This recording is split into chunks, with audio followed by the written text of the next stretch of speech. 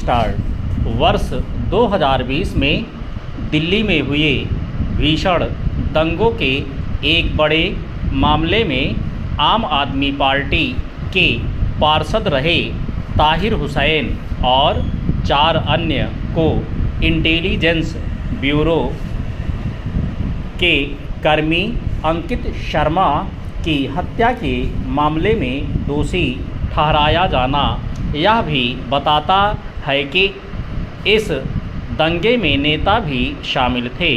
यह पहले ही प्रमाणित हो चुका है कि ताहिर हुसैन जैसे नेताओं को राजनीतिक संरक्षण प्राप्त था। यह एक तथ्य है कि अंकित शर्मा की हत्या में उसका नाम आने पर आम आदमी पार्टी समेत अन्य दलों के नेताओं ने उसका बचाव किया था। उसका बचाव करने वालों में कई अन्य जाने माने लोग भी थे। ताहिर हुसैन को दोषी करार दिए जाने से इन सब की पोल खुल गई है।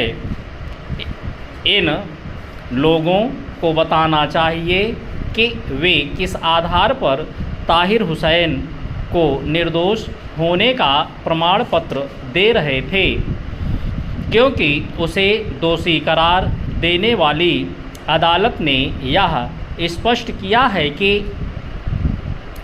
फैसला ठोस साक्ष्यों के आधार पर दिया गया है।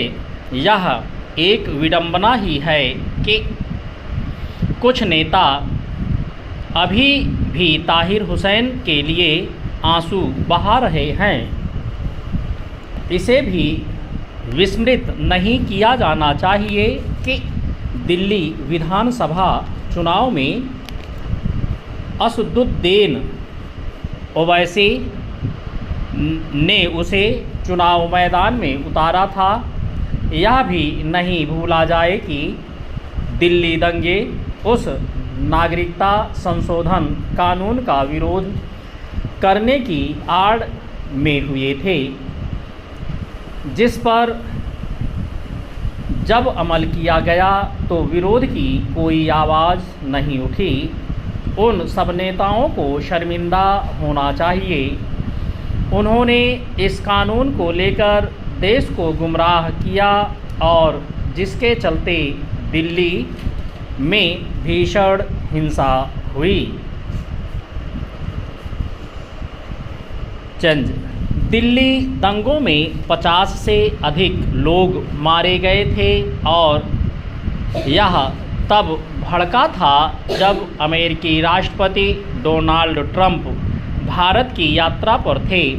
इस नतीजे पर पहुंचने के अच्छे भले कारण हैं कि दिल्ली में ट्रंप की उपस्थिति में दंगा करने की साजिश इसलिए भी रची गई थी ताकि अंतर्राष्ट्रीय स्तर पर भारत की छवि को मलिन किया जा सके। उचित यह होगा कि ताहिर हुसैन समेत अंकित शर्मा के अन्य हत्यारों को कठोर दंड का भागीदार बनाने के साथ ही उन लोगों को भी बेनकाब किया जाए जिन्होंने देश को बदनाम करने के लिए राजधानी को दंगों की आग में झोंका। यह भी आवश्यक है कि इन दंगों से जुड़े अन्य मामलों का यथाशीघ्र निपटारा किया जाए ताकि दोषियों और उनके हितैषियों को सख्त संदेश दिया जा सके। दिल्ली दंगों से जुड़े अभी कई संगीन मामलों का निपटारा होना शेष है। ऐसे मामलों में शीघ्र न्याय देने की कोई व्यवस्था बननी चाहिए, क्योंकि इससे ही दोषियों को सही सबक मिलता है। इससे संतुष्ट नहीं हुआ जा सकता कि दिल्ली दंगों के एक बड़े मामले में फैसला सुना दिया गया, क्योंकि यह कहना कठिन है कि उच्चतर अदालतों की ओर से अपने हिस्से का कार्य निष्पादन कब किया जाएगा?